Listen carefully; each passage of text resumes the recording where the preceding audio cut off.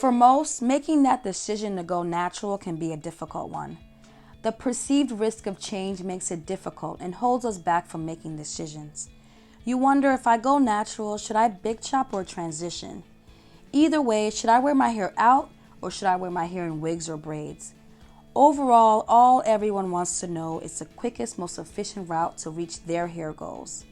In the natural hair community, the now viral term going natural was originally used to describe the process of ending chemical relaxers and wearing your hair in its more natural state. A transitioner couldn't really call themselves natural until they chopped off their damaged ends, because they're still in the process of becoming natural. Transitioning, or the no-chop method, has been called the easy method because it allows you to retain length while growing out your natural hair. In my opinion, there's nothing wrong with easy, there's nothing to prove, and there's nothing wrong with caring about retaining length. Transitioning has its advantages and disadvantages. Overall, the choice is up to you. My goal is to give you as much information to help you make a more informed decision. If you remain attentive to your hair and learn specific practices, you can potentially create a less stressful win-win situation for yourself.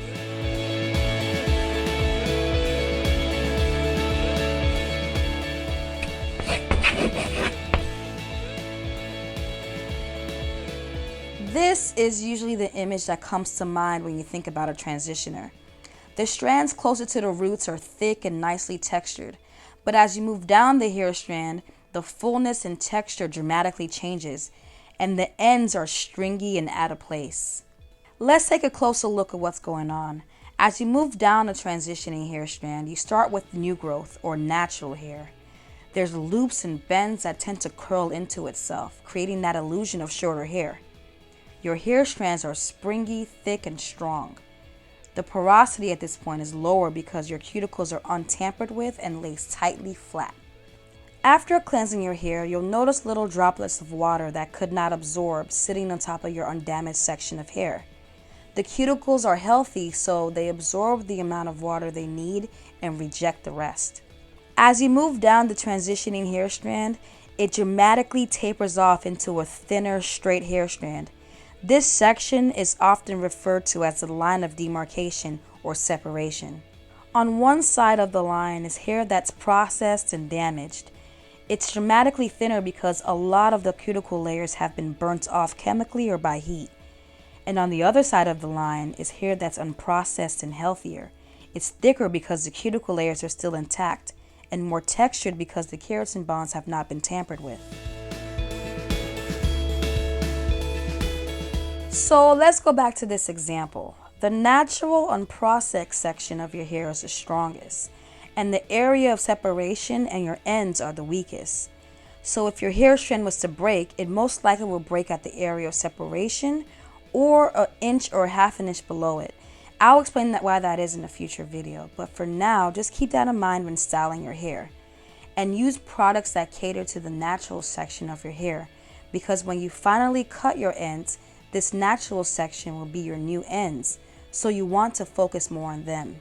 There are many videos that explain in detail how to style transitioning hair, but the best styles are those that offer less strain and exposure to the line of separation in your ends, like tucking your ends into updos, buns, and styles where your ends cannot rub on fabric.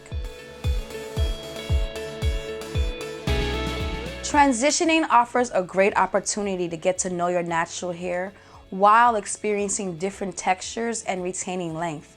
For those that want to retain length, remember that this could be a slow journey, but it's made up of different stages, some good and some bad. So the transitioning experience should be a good one for most people. You have length and you have a whole bunch of different textures to play with. So remember to have fun with it and show it off. Deciding when to cut your process ends is purely up to you. You can wait a year or you can wait 5 years. Your hair will grow, and for the most part, this curly, soft, springy new hair will excite you. Most of you have never seen your natural hair texture at this length before, so the decision to cut those damaged ends will most likely be an instant and a confident one. Whatever you decide, make sure you're well informed so you have a more realistic expectation.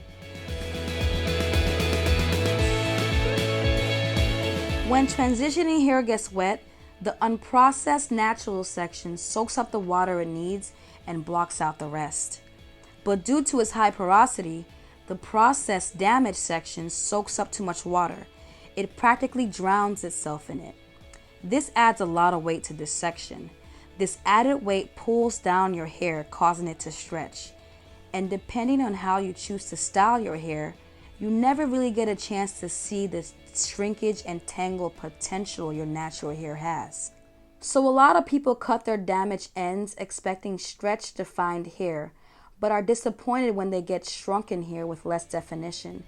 It appears shorter, so all your progress is not as noticeable as you thought it would be. So prepare to lose about 10% of your length after you cut off your damaged ends due to shrinkage. Also, your hair will behave and may react differently to products. One chapter has ended and a new one has begun. So pay close attention and prepare for another learning curve. As always, thanks for watching. See you next video. Don't forget to follow me on Instagram, Twitter, and Facebook.